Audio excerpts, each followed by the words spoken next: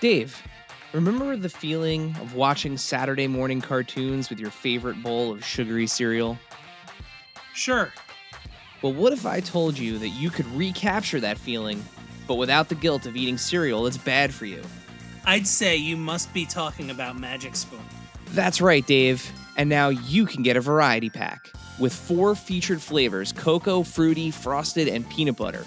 This pack has 0 grams of sugar, 13 to 14 grams of protein, and only 4 net grams of carbs. Each serving is only 140 calories. They're keto-friendly, gluten-free, grain-free, soy-free, and low-carb. My favorite flavor is the frosted. Spice up your peanut butter cereal by slicing up some fresh banana in it. That's what I did. Go to magicspoon.com/AIC to grab a variety pack and try it today. And be sure to use our promo code AIC at checkout to save $5 off your order. And Magic Spoon is so confident in their product, it's backed with a 100% happiness guarantee. So if you don't like it for any reason, they'll refund your money, no questions asked. Remember, get your next delicious bowl of guilt-free cereal at magicspoon.com/AIC and use the code AIC to save $5. Thank you, Magic Spoon, for sponsoring this episode.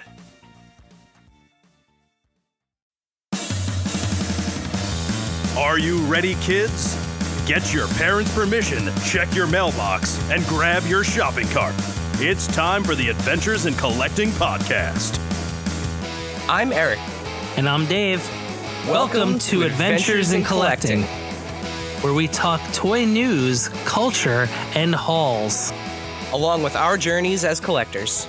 Hello, everybody, and welcome back to Adventures in Collecting. Hi. Dave, welcome back. We're here. We're doing it again. Yeah, I mean, as we tend to do, as we have the frequency to do.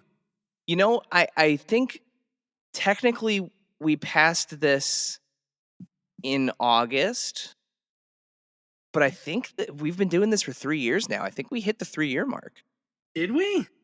I think so. I think it's either, you know what, I forget all this time. It's either... But I just hit the button to look, and it pulled up an episode and started playing that. That's funny. I mean, I think I can't remember anything. I have to look. It's August or September, I think. It is September 6th. Okay, so this episode will be airing right... This'll be it. Yeah, this is happy 3 years, Dave. Happy anniversary. Happy anniversary. Can you believe that we're still doing this 3 years on? Yeah, actually. I actually can. Well, you know, I think last year we made the comment of saying, like, I can't believe we committed to something for this this long. Yeah, but you know, I'm right. I think you're right. I also can believe that we're still doing this. Yeah, I figure if we've made it this far, you know. Well, how could you not keep going? You're not wrong. You're not wrong. So in an effort to continue not burying leads for 3 years, 3 years of not burying leads. It's a shame we don't have a t-shirt store. Maybe soon. But I you know what, Dave? If you want that? Leave it in the comments below. Yeah. If you wanna don't bury the lead shirt. And lead isn't spelled the way that you think it is in that I think most people don't realize that it's a different lead. So people would be like, what's a Lede? I think. Yeah. Seeing it spelled out. But in our time honored tradition, I am not going to bury the lead, even though this kind of intro kind of was a burying of the lead of sorts. If we've said it before, Dave, we've said it a million times. It has never been a better time to collect wrestling figures.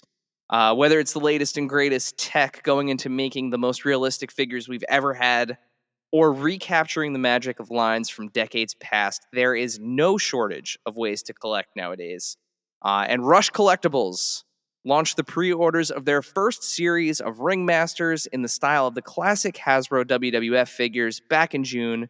and recently announced their Extreme Ringmasters in the style of original San Francisco toy makers ECW figures. Joining us from Rush Collectibles is Sal. Sal, welcome to Adventures in Collecting. How's it going, guys? Thank you for the opportunity. Appreciate the time. Yeah, we're excited to have you, man. Yeah, thank Same you for here. I'm being excited here. to be on.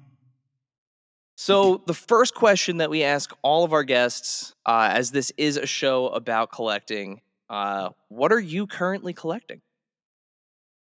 I'm an older fart, so I collect a lot of the turtles. Growing up as a turtle kid, so I collect a lot of the turtles. I'm a big horror buff, as you can see from what we're developing in our line. But a big Michael Myers fan. So mainly turtles. I'm trying to collect the Hasbros again. I never really had them as a kid. I had some growing up, but not like, I got one or two during the Jakks era when they were like in a comic book store. You would get them like in a bin. Maybe you just grab one or two. Mom says okay. But I'm starting to collect the Hasbros and turtles. Trying to get back into the turtles classics.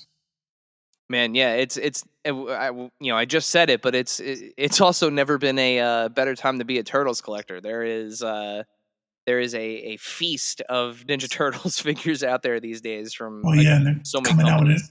Coming out with another movie soon. I think early next year there's a CGI movie coming. So yeah, there's going to be tons of Turtle Mania all over again. Yeah, I'm all for it. Like the two most, I would say, like out there genres at this point are wrestling and Teenage Mutant Ninja Turtles. Like you have many different options when it comes to all of them. I mean, it's almost like if someone was smart enough to put the two together. Oh wait, they did that already. Yep. And you know what? You mentioned Michael Myers, so I gotta plug Plastic Meatball. They have an amazing Kenner style 1978. I think right now it's just 3 figures. For Halloween. 3. Dave, you have them, right? Yeah, they're pretty good. I like them a lot. It's Michael, Lori, and Linda. Mm-hmm.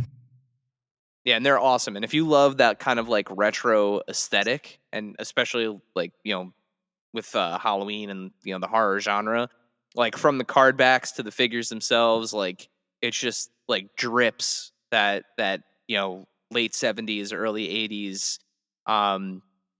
Kenner aesthetic. So yeah, they're awesome pieces. Yeah, you're talking about the reaction line. So Plastic Meatball has it's kind of like reaction figures, same sort of deal where they're that like 3 3/4, 5 points of articulation like homage line. Mm-hmm. But it's not the reaction figures; it's their own thing. Like they're officially licensed by with John Carpenter and Halloween, and they have their own figures. I have to check those out. They're within like the past year they've come out. I have to check those out. Definitely have to check those out. So when did Rush Collectibles start, and why did you want to start a toy company? Because I'm insane. So we started in late 2019, early 2020. Unfortunately, I don't think I have to give anybody that story. Everything that happened with the world, everything kind of shut down. It made things very difficult. So we kind of held off. In the very beginning of what we were originally going to do, we were going to come out with these little toys called Mashers.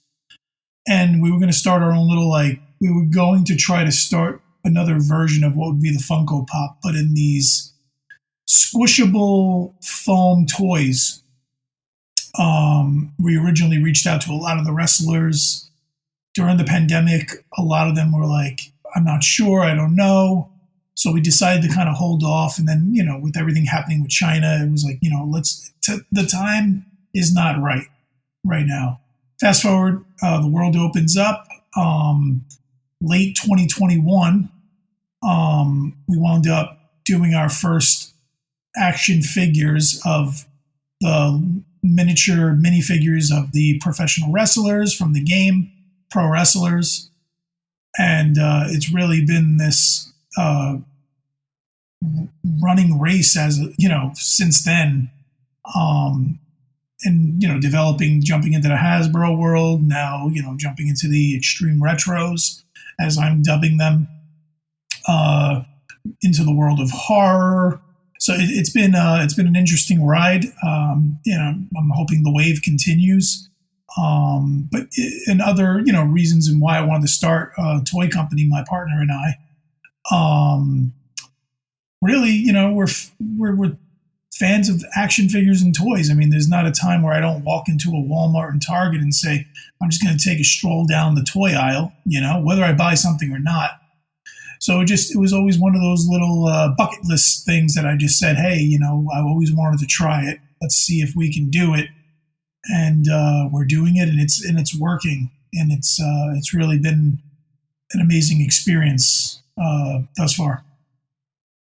So it's interesting because you said in terms of the things that you personally collect, obviously you're into horror, and we'll get into the horror end of this a little bit later. But why wrestling figures? Do you have a close relationship with with professional wrestling, or Well, I mean, growing up, I was a huge. Everybody was. I mean, if you weren't a wrestling fan in the mid to late '90s, I mean, you were under a rock. Wrestling really was everybody I knew. They were at home on Monday night watching with their whole entire family, and it wasn't just like, hey, I'm a fan, I watch wrestling. It was a family event, really.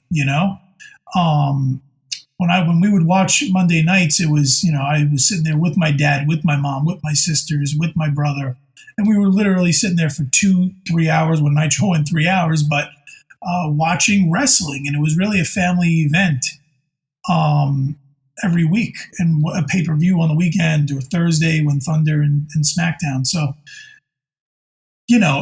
I've always been a fan of wrestling growing up during the Hogan era, just always being a fan, and both of us are fans, and when deciding whether or not we were going to jump into a specific genre, we just said, well, maybe wrestling would be the nice jumping off point. And then when we thought of a couple of ideas, one of them being taking the old G.I. Joe style of action figure and trying to maybe turn that into wrestlers. And after we kind of sat back and said, we can't get guys like the Ultimate Warrior and Bret Hart and guys like that, it just didn't make sense to start a brand new collection of figures for something that people would have to just dive in and really not be able to fill their lineup completely. So when we came into it thinking, what are we going to do? The Hasbros were kind of that first initial light bulb that said, hey, that's the direction we should take. And that's where we've been going. So it's actually been going pretty good so far. We got a lot of talent under our umbrella right now, and it's been great so far.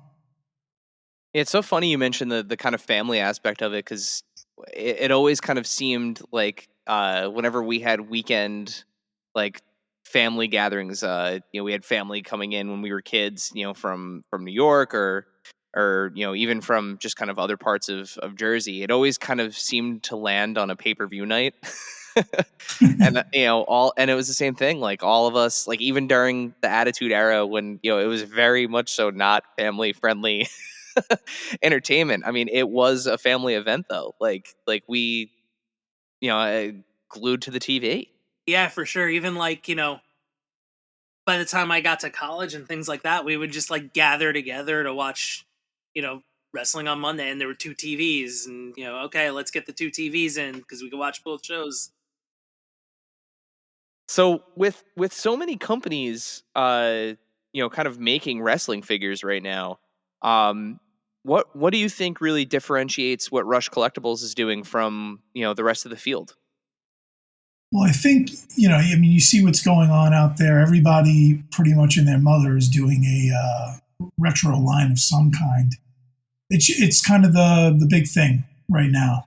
But I think what separates us is that we have our unique way of thinking about these lines. So if, for example, if we stay in the retro world, the Hasbro world, you already kind of see what we bring to the table in terms of difference in that our Monster Masters line, so we're trying to think outside the box as opposed to just coming in here and just doing a bunch of wrestlers like everybody else is doing, which is cool. And, everybody's eating it up and everybody loves it. But I think we want to kind of spread the look of the retro Hasbro figure out to different genres and different licenses, starting with the the classic horror characters like Frankenstein, the Mummy, Wolfman, Dracula, Nosferatu, and we even have we're gonna be doing. I haven't released the concept art yet, but we're gonna be doing a Cthulhu. So we're really doing some really cool, interesting things with the look. We also signed some licenses in the horror world for the specific style of action figure. So I think what Rush brings to the table in terms of difference from every other company is where we're trying to spread what the Hasbros were into different genres, and I think we as a company are coming up with some of the most unique and creative ideas that's out there today, I believe. Oh, I didn't realize that. I did not realize looking at the renders that the monster figures were in that same like Hasbro WWF scale. Yeah, they're in the same scale, the same kind of length and body poses, and yeah, they're going to be in the retro style. Oh man, that is awesome. The figure fed of our dreams, Dave. Yeah. Now, do you see those going into like that, ECW style too, or just kind of living in that retro world or that Hasbro world? Well, it all really depends on, the data we have, right? What do we know about the data we have right now? We do know that the retros are hot. It's a hot market right now for the retros. Do I believe it's going to be a hot market forever? No. I see it kind of dipping in 2 years, a year and a half, 2 years. But while we're in this hot market, it kind of makes sense to kind of bring these different genres and licenses into it to try to expand on it. Now, will we see it in the extreme retro style? Maybe if the extreme retros hit and they kind of take off and they have their legs, most definitely. But we're the first to kind of jump back into this specific genre of wrestling figure. So we don't know how it's going to perform yet, but if it has some legs and it takes off, we're hoping Bill is a hit because he's going to be the first release. Then yeah, I would love to jump in there and kind of throw a Frankenstein in an ECW style. Why not? It could be really, really interesting and fun. And besides just the wrestlers, we do have some concepts and stuff that we might be producing for the horror line of it, in that we have a concept for a Monster Masters ring. Huh. So, instead of being your traditional ring, I don't have the artwork in front of me. I should have put it up from the very beginning, but it has horror elements to it. It's not just a ring. Like, for example, instead of just being a flat mat, it looks like creaking wood flooring. In the middle of the ring, there's like a mouth so you can put the figures in there. The posts look like tree trunks, So, we really want to take that retro style and kind of expand on it and kind of have some fun with it. I think, you see with Cella is doing some great stuff, and Zombie's doing some good stuff. And then there's another company, I can't remember their name. I wish CFW or something along those lines. They're all doing some great figures, but I think everybody's kind of staying within the box. And I think like we were from the very beginning here, like we were saying, what does Rush bring to the table that's different? And I think it's the uniqueness of what we're presenting is what makes us unique and separates us from the pack. And now, a word from our sponsors. Hop into a new career with CGC, the world leader in pop culture collectibles grading. CGC is seeking world-class Funko Pop experts to lead a new division dedicated to authenticating and grading collectible toys. This is an incredible opportunity to help build a new grading service in a hot collectibles category. Think you can play the part? Apply today at cgcgrading.com/careers. That's cgcgrading.com/careers. And now, back to the show. Yeah, that's wild. I honestly like thinking it sounds of like a lot of fun. Yeah, and you mentioned that everyone kind of gravitates towards that Hasbro WWF retro style because it's kind of it's like the figure line. Like that's the one that everyone kind of has. It's either that or if you're an older generation, the LJNs.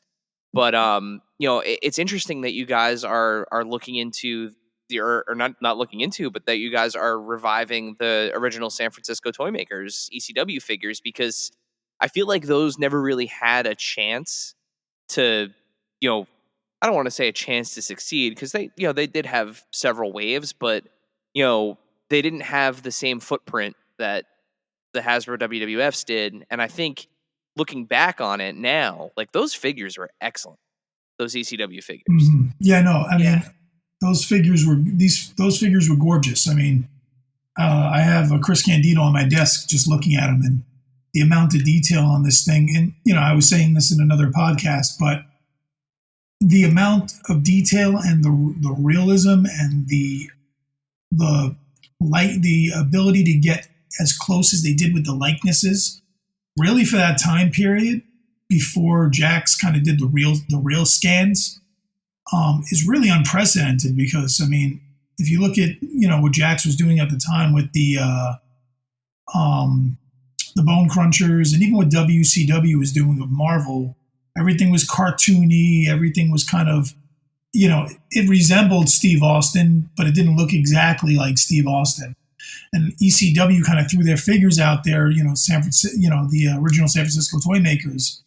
And I think they kind of hung their hat up on saying, hey, if you're buying one of our action figures, you're getting an action figure that looks just like Sabu or looks just like Rob Van Dam. I mean, the figures just had so much detail.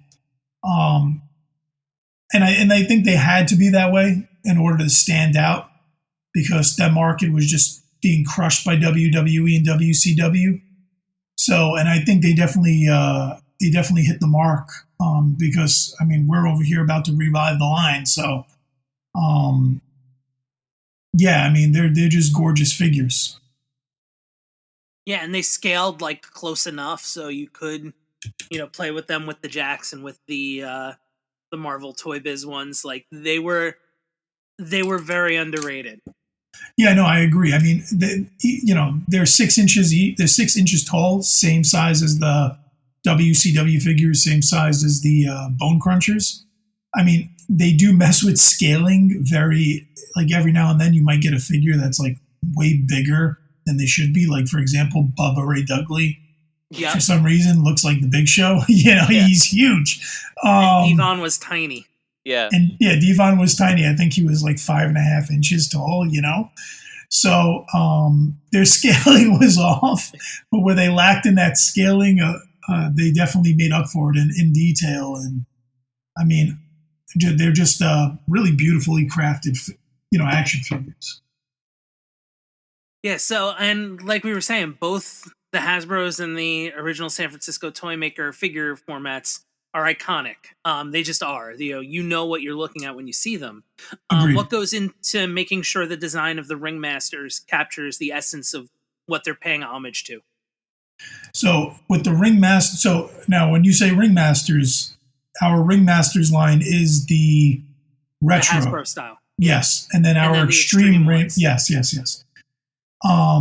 So are you talking about the Hasbro ones, or are you talking about the extreme ones? Both. Okay. so we just try to pay it as much attention as we possibly can to get the likenesses down. And, sometimes we don't always get it right on the mark. Jonah is an example of that. If you look at our Instagram, we did update the sculpt for Jonah to resemble him even closer. And I think we definitely got it spot on. Now it looks just like him. It's those little details that I think where we are going to have to look out for to make sure that these figures kind of craft well with the others. Now, is there a certain level of kind of reverse engineering, in terms of getting the figures to kind of have that same kind of feel and function? Like, are you taking examples of like the Hasbro figures, like in those classic poses? Like, I always think of like the first two Hasbros I think of are like the Ultimate Warrior with like the gorilla press, play feature, and and Hogan with the kind of like the bear hug motion, or even like the ECW ones with the play features, and they kind of just have that level of feel and articulation to them. Are you guys reverse engineering to kind of have the same experience? So when it comes down to action features, I mean, even Cella and Zombie, they don't have action features in their action figures. Yeah. And it's because nowadays it's just a very expensive process as opposed to what it was then. So our figures will not have the action features, and I think the market kind of understands that nowadays. But outside of the action features, aesthetically, they're going to look just like, for example, the Extreme Retros are going to look just like you can just take one and just put it like it came out in 1999, 2000. And then when it comes down to the retro, the ringmasters, the retro ringmasters, we're not trying to follow like the iconic poses that were kind of put before us. No offense to like Zombie, I know, or anybody else, but I don't want to do. Let's say, for example, let's say I had I'm just thinking of a wrestler. I don't know. Bart Gunn. I'm just throwing Bart Gunn out there and put him in a Hulk Hogan type pose. And not because it's wrong for the character and the figure, but because I want our figures to be unique to themselves. So, you see like, Cella's kind of, they're doing the Macho Man action figure body style, or Zombie's doing the Hulk Hogan gorilla press style. And that's all good and dandy, and that's cool. But I think what you get from Rush, just like we were saying before, is that what we bring to the table is uniqueness. And our figures are all going to have a uniqueness to them. And I think that's what we've been doing so far. Well, I mean, that's definitely a differentiating factor, and mixes it up. That's that's an interesting play. Yeah, I mean, plus, it gives you something different than saying, oh, okay, that, for example, James Storm, I remember that same pose when Bret Hart had that pose. Well, you don't, because when you look at James Storm's pose, that's James Storm's pose, So we really want our figures to kind of stand on their own. Yeah, I love the speaking of like kind of the pre poses, I love the one that you guys picked for Jonah. Like that's a very like it looks like him. Where his hand is out, he has his hand kind of facing out, where he's like opening his hand just like he would in real life. So when you look at it, you go, "Oh, that's Jonah." For example, when we released the image of the back of the character of the figure, the 3D image, everybody immediately knew it was Jonah because the arm was reaching out from the back, but to the front, but you could see it in the back, Mm-hmm. So everybody was like, "Oh my God, Jonah's coming!" So yeah, so our figures kind of have that uniqueness, and just like we're big into storytelling, so I think they tell a story for each individual figure. And it's cool too because it kind of almost rewrites the rules of like this has there has to be a jumper style figure, or a gorilla press style, or the clothesline.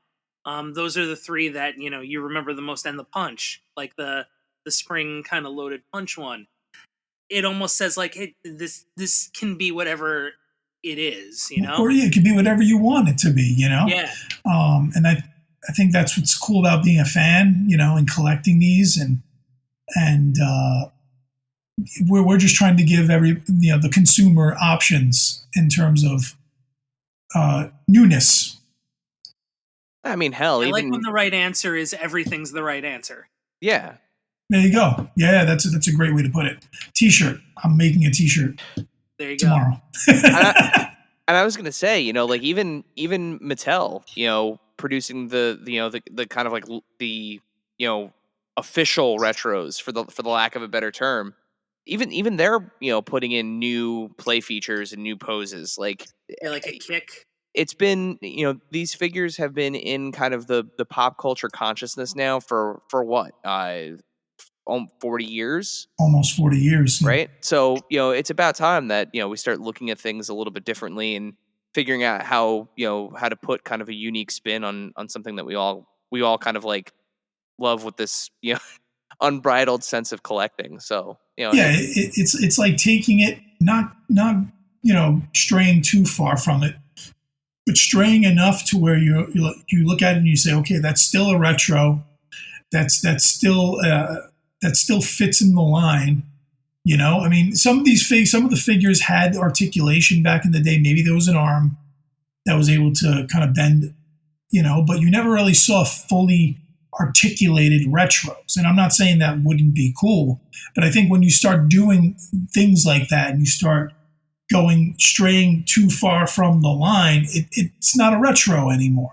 Mm-hmm. So, and like one of our competition, they're doing fully articulated versions of these figures. And I feel like, as someone who is now collecting them again, as I'm getting older, you lose something when you take them too far out. For example, if you're giving them articulation all over their body, like even some of the retros that came out through Mattel, I think kind of stray a little too far. For example, where both legs bend and you're able to sit the figure down. I feel like you're taking some of the charm away from these figures. And that's just my opinion. But I think if you're able to just kind of take what's there, do something fresh with it, I think it still is a retro, in my opinion. So sticking with the kind of the design here, tell us a little bit about the design process itself. Who are the artists that you're using, to kind of sculpt these? Just tell us a little bit about that part of the process. So we have like a 50-man team here. No, I'm just joking.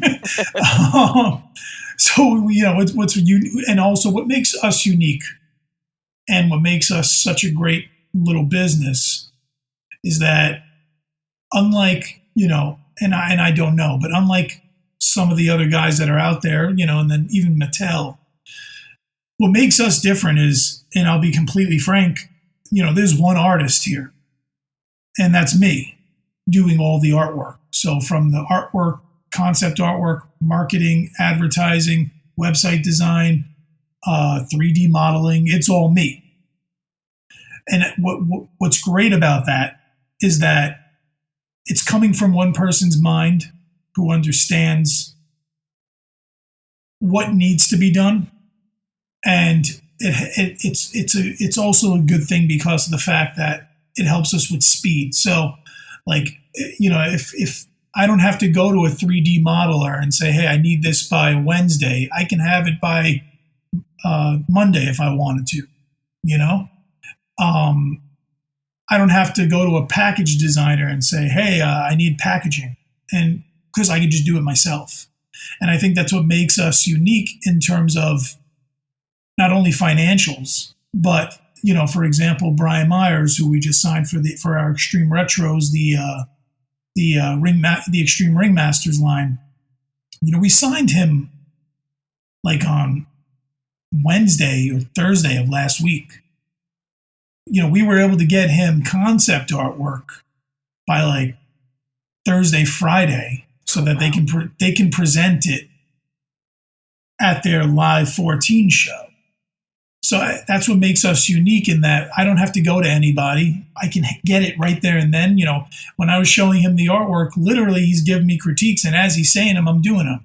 I don't have to wait another day to, my employees coming in to do it. And I think that's what makes us unique, in that the wait time is going to be much shorter in terms of when we sign a new talent. Like, we're about to release a Sabu concept artwork because we just signed Sabu. Literally, he's literally the ink is still wet on the paper. So it's for us, the artwork is all coming through me, and the process really to create these figures. First, we acquire our talent. We create a concept sketch similar to what you see from the Brian Myers artwork. They give us their critiques. Of course, I do them right there and then, get them out. They approve it. And then from there, the 3D model is going. For example, Bill Alfonso's 3D model, and we signed him like 2 weeks ago, is almost done. Literally, I'm just working on the head now. So you're going to be getting a sample of that in at least another month or two. Physical sample that we're going to release to the public to show everybody. So that's really the process here in terms of, for our business. We're trying to keep it small so that, of course, it's financially doable in the beginning. And at least for right now, it's all coming from one person's mind, and I think that's a good thing. You don't have someone who is going to slack on the sculpt on the face because they're putting too many hours in the day. I'm running the business with my partner, so I'm going to put as much time and effort and detail into those sculpts as I possibly can, and you're going to get a better product because of it. Sal, you're the one who's burying the lead here, man. We didn't know you were the designer on this. Yeah, I'm everything except. So there's two of us. So my partner does the dealing with overseas pricing, negotiating of prices, shipping, things like that. And I deal with the artwork, all artwork, everything you see coming out of Rush, like I said, whether it be marketing, 3D models, everything. And I deal with the talent acquisitions. So have you done any other design work in the toy industry prior to this, or is this really kind of your first foray into toys? So let's say that I did, but I didn't because I can't say. But I've been working in the licensing industry for 16 years. So I've been working with some of the largest licenses on the planet, from your Marvels to your DCs to, of course, your horror licenses, Friday the 13th, your Nightmare on Elm Street. I'm just naming them off. So like Warner Brothers, Universal, everything down to Hello Kitty. I've worked on all those properties, and jumping into this. So in terms of, is this my first forte into action figures? Yes. Is it my first forte into toys? No. But action figures, yes. So it's sort of a new venture. It's exciting. It's challenging all at the same time, but I'm ready for those challenges, and I think we're doing one hell of a job at meeting those challenges. We've already talked about the wide array of talent. So, somebody like a legend like Larry Zabisco or Maurice Tillet to, somebody modern like Jonah and Brian Myers. How are you determining who to work with and what line they fall into? Oh, whoever's willing to sign my contracts. No, I'm just joking. That's a joke. we would like figures. Let's. I've been contacting everybody on the face of the planet, just saying, figure, please. No. No. Sign here. Sign here. Action figure. No, really, we're choosing what based on, we're fans as well of the industry. So we're picking people that we're fans of because, especially me, if I'm doing these sculpts and these concepts and this artwork, I'm going to put more love into it if I'm a fan of these guys, if I have some sort of emotional connection to it. And also, who we think would sell. We're not naive. We understand the business part of it as well. So the guys that we have, we believe these are the talent that we're going after. And not everybody we go after says yes, but the ones that we want to go after that do say yes, like the Larry Zabiscos of the world, it gets us excited that, hey, we're fans of Larry, and shoot, we get to do an action figure now of him. I'm gonna put everything I got into it. So really, it's determined by who we feel would sell and who we are kind of fans of at the same time. This segment is brought to you by our friends at Chubsy Wubsy Toys. A traditional mom-and-pop toy store in Little Falls, New Jersey, Chubsy Wubsy Toys brings you the best new toys from the brands you love without the hassle of pounding the pavement searching for them at larger retail stores.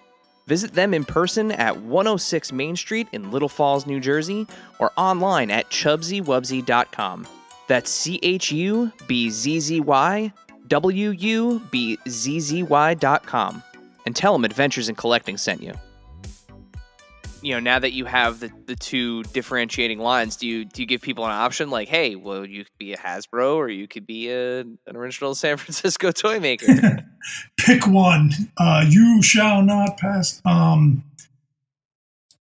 No, we don't give them like the option to say, hey, do you want to do both? It depends on the wrestler. So like, for example, I'm trying to think of one guy. Jonah, for example, we do have him signed for both. Now, right now, all we put out was the retro because we feel like that's what he fits into right now. But some of them we have contracted for just retros because maybe they have a contract with someone else that they can't do a 6-inch action figure.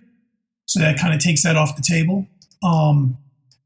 And then, you reach out to some of these guys and they say, hey, I can't do a 4.5-inch figure, 5-inch figure, but I can do a 6-inch action figure. Maybe they're signed with Zombie. I'm just throwing out some Zombie, and we're able to get them for another type of action figure, So it really depends on what their contract status is, if at all, and where we feel they fit into the line. So if we reach out to somebody and we say, hey, we want to do a retro action figure of you. Oh, I'm signed with this guy. Could you do one of the other guy? Well, we don't think you fit into that line. So maybe we'll hold off until maybe your contract is ended. If, you get an action figure with that other company, whether it be Cella, Zombie, Mattel, whatever.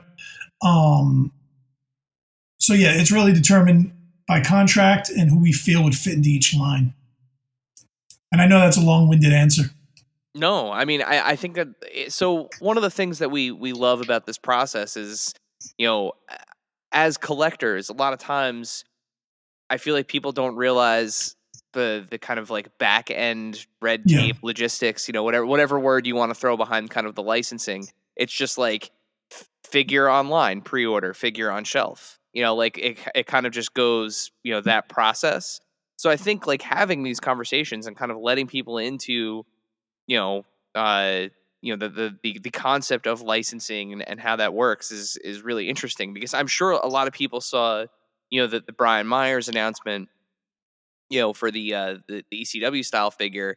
And anyone that follows Brian knows that he has the ECW podcast that he does, like the spinoff from Major Wrestling Figure Podcast, and how big he is into the original San Francisco toy makers, line. So like seeing him get a figure for that line makes perfect sense. Makes perfect sense. And that's the reason why I reached out to Brian, so yeah. So, I mean, we're not naive, we listen to the podcasts and everything as well. So, I reached out to him specifically because it's just like I was saying with the poses with Jonah. He has his hand out, right? We want to tell a story with these action figures, and some of them are through poses. Some of them are through the actual real life story of something that's been going on for almost 40 years of someone's life, and now they're finally going to get it. And that's where Brian kind of comes in, and I think it's a great feel-good story. Here's this guy who loved ECW like there's no tomorrow. I think there's tons of those people out there, but here's a guy who still collects the action figures in his late mid-30s, and more specifically ECW. I mean, he has statues to certain wrestlers in his room. They're custom statues, Yep. He even makes some sort of custom figures out of the old figures because he wants, for example, a Just Incredible without a shirt on, as a 30-plus-year-old man. And that just goes to show you his fandom. And I think by adding him into the line, just like you said, it makes total sense. And, it's a great feel-good story, and that's how we're going to market it. And that's how we're going to push it. Or even someone like a Larry Zbyszko, who it's his first figure since a Remco, I believe. So, yes. No. He did he have a UK Galoob? No, he had I think a WWE Legends yeah, he figure. did have it in a Mattel. That's right. Yeah, when he went into the Hall of Fame. Yeah. That's right. But still, him having a retro, like in that scale, like makes perfect sense. That's a gap. I mean, where I was going was he missed a Galoob, so like. Yep. Galoob. Well, and then that's the thing we want to kind of. We want to do what because we're the first at this, and we're so far the only ones, and I'm hoping we're the only ones for forever. But just like what's going on the retros, the goal is to do the ECW guys that never got an action figure, the ones that would be available to us. Some of these guys are under contract to certain companies and are exclusive, so we can't get everybody. At some point, we will. But what we want to do is we want to take this and just like the retros, we want to expand it. Like how cool would it be? Let's just say if, like you just said, we can get a Larry Zbyszko extreme figure. Now the story does make sense because he was part of the Dangerous Alliance at one point in WCW, but or even let's say I'm just throwing it out, but let's just say a roadblock in the ECW style. I say, why the heck not? If you can expand your line and kind of fill out this line with all these other characters in this different style, it should make no difference whether it's the retro or it's the extreme retro. It's just building out those lines and kind of adding to them, like for example, we're trying to reach out to Sid to try to get him into the extreme retro line. And we're also trying to reach out to Jeff Jones. So, we got some really cool stuff coming that we haven't announced. But I think this line can really go anywhere. Just like you were saying before, why not put a Frankenstein in there? It just makes sense to kind of give options for collectors to kind of fill out these lines. Well, bringing Bill Alfonso to the Extreme Ringmasters line really kind of filled a big gap, and I'm sitting here as somebody who still has my RVD and Sabu, so I can't wait to see kind of that figure in that line, because like they really only stuck with wrestlers. They didn't really get into managers or anything. Did you always have him in mind as like the person you want, the talent you wanted to launch that line with? Well, there were 5 guys that we wanted initially to start with. 2 of those we did get off the bat. One being Bill, because he does have, he was the manager of Taz, he was the manager of Sabu, and he was the manager of Rob Van Dam. So it makes sense, and that whistle that he comes with is going to be able to go into his mouth as well. Oh, nice. So it's going to be a cool little figure. We also got Joel Gardner as well, who was another one that I kind of wanted to get in there. Who kind of managed the Dudleys, and there's already Dudley figures, so you just fit them right in. Yeah. And there are some others that we were trying to reach out. Like for example, Joey Styles. He's almost like a ghost. He's very hard to get in touch with. Nobody speaks to him anymore. He just kind of dropped off the face of the earth once. Had nothing to do with professional wrestling, and that's fine, But it would be great to, let's say, get Joey in this, and he comes with the microphone of some sort, Of course, at some point, hopefully, when his WWE contract ends, we would love to get Paul Heyman. I mean, I'd pay him so much money just to get the rights to do his figure. And there's a couple of other guys that were on our list originally. Some we got, some we didn't, some we haven't even announced. Some are under contract with other people for exclusivity. But yeah, Bill was definitely in that top 5 guys that we wanted to get originally, just because he a very smart person once told me that, and this is why we're jumping into the ECW type figures, is that if you can find the empty space and fill it, you're gonna have a successful whatever, whether it be business or friendship, relationship, whatever. If you can find the empty space anywhere and fill it, you're going to have some sort of success in that or whatever you're doing. And I think that's what we're trying to do with this ECW line. And that's what Bill Alfonso represents, is that he fills that space for those 3 action figures that never got that manager. And it's funny, he was actually telling us a story about how he went to the actual studio for the toy company, and they took all the pictures. They showed him a sculpt of his head. So there's a sculpt out there of the head of Bill Alfonso somewhere, maybe in the garbage now, who knows? But there's some, he was going to get an action figure right before the line ended. Wow. And unfortunately, the line ended, so he didn't get one. Well, fortunately for you. And that's why we're here. No, I mean that was the first thing I thought when I saw that announcement, was like, oh my God, I didn't realize that I always wanted this figure, and now here's the chance. And that's kind of like what we're going off of our, I was talking to my partner the other day, and I was like, our slogan should just be the figure you never knew you wanted. Because that's what we're kind of doing here. Did you know you wanted a Jonah in the retro style? No, but hey, people are buying it, so it's kind of a fun little thing. But yeah, to be able to fill that gap now, and then also to potentially bring out the figures that we saw prototypes of that never got released, like the Sabu with the head garb on the action figure. That figure's coming now.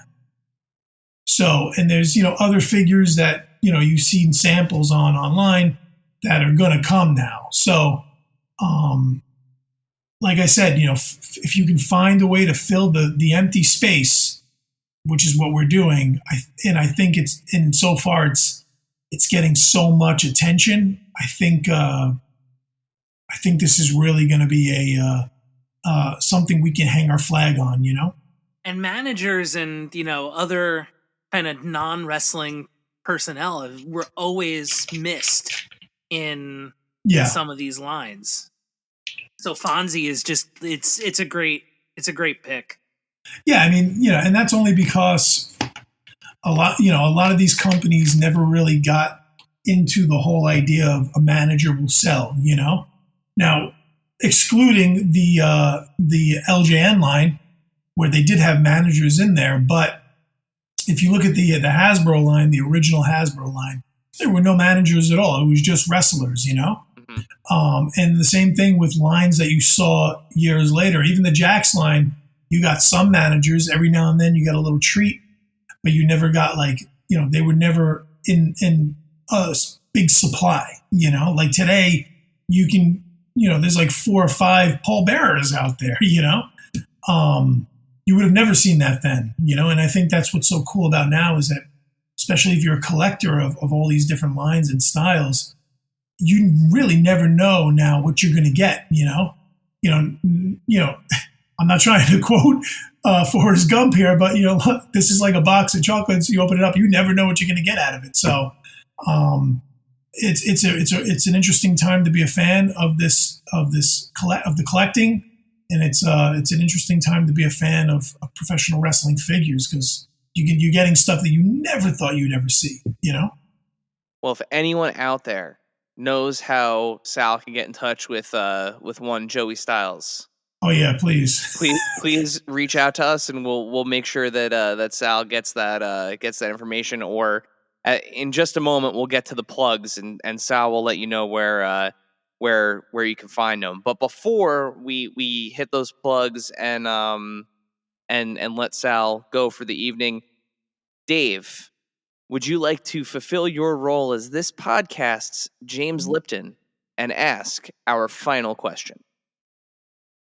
Why, yes, I would. So the final question we ask to all of our guests: what is your strangest and or favorite piece in your collection? It can be one of each, or it can be both. Strangest piece. I don't know if I have a strangest piece because everything I'm collecting is pretty much from giant lines. So I don't have anything that's like a custom or anything that's really out there, to tell you the truth. I don't know if I have an answer for that. Well, if it's not strangest, what's your favorite? The original release Teenage Mutant Ninja Turtles Leonardo. Ah, you're a Leo guy. Unfortunately. Man, and I thought Ralph is right there. Ralph's right there. Oh, but I like Leo. I'm a Donnie guy, man. I like he does machines. So do a lot of people today, just so you know. So do a lot of people today. And not in the way you're thinking. Yeah, it's in a totally different way. Ayo. Yeah, I was always a Michelangelo fan. It's party dude, okay. Party dude. Fun loving party dude. Always looking for the food, stuff like that. Yeah. Honestly, though, you can't go as much as we make the joke every time somebody says they're a Leo guy. You can't go wrong with Leo. He's got the katanas. Yeah. You can't go wrong with Leo because if you ever look at the whole line, right, over the course of and we're talking about every line that's ever come out of Ninja Turtles. Whenever they did a special edition of something, it was always Leonardo. I don't know if you ever noticed that. That's because he's the leader. I mean, they always. Well, that's why I like Leo, because I'm a leader. There you go. Hey, there you go. Yeah. Well, Sal, before we let you go, please let our listeners know where can they find you on the internet. Where can they pre-order figures? Where can they find all the things?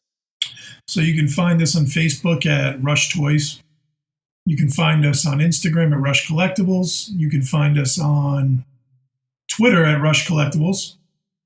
Right now we are have our pre-orders up for Jonah, aka Bronson Reed of NXT fame, now New Japan. You've seen him in the G1. We have those pre-orders available up on our own website, hookedontees.com. We also have it available on the asylumwrestlingstore.com and Rock and Roll Collectibles for all you UK collectors. You go to rockandrollcollectibles.com. You can purchase it there as well. And note, we're only producing 500 to 600 of these figures, so that's all that's going to be out there. They are in multiple colorways, but the minimum order is being divided into those colorways. So whichever one you get, you might have pretty much a limited edition figure, not even realize it. Awesome. Well, we'll make sure to put links to all of those things in the show notes so that you guys can just go ahead and click those follow buttons and click that pre-order button too. Sal, thank you so much for taking the time to be with us tonight. You guys are definitely doing something unique, with a unique spin over there, and we can't wait to see what comes next. Thank you. I can't wait to see what comes next. I don't even know what's coming next. Dave, send us home. Good night, everyone. Or good morning, depending on when you're listening to this. Thank you, dear listener, for hanging out with us today. Subscribe, rate, and review us wherever you listen, and then tell your friends to do it. Thanks also to Joe Azzari, the golden voice behind our intro. Our music is Game Boy Horror by the Zombie Dandies. Find more about them both on our show notes. Follow us on social media at AIC_podcast on Instagram and Twitter. Stop by and say hi, show us your toy hauls, and share your toy stories. Maybe we'll talk about it in a future episode. Don't try this at home. Void where prohibited and some assembly required. Each sold separately, not a flying toy. Consult a physician if your toy run exceeds more than 4 hours. This has been a non-productive media presentation. Executive producer, Frank Hablawi. This program and many others like it on the Non-Productive Network is distributed under a Creative Commons Attribution Non-Commercial No Derivatives license. Please share it, but ask before trying to change it or sell it. For more information, visit non-productive.com.